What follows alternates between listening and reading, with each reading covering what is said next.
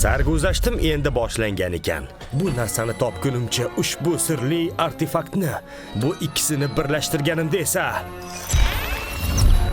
topding.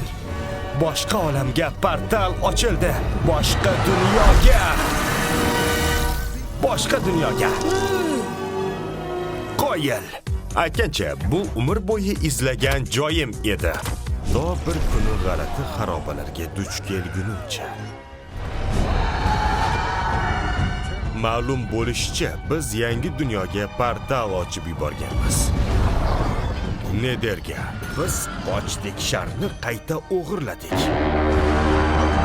Dumaloq qochib ketdi.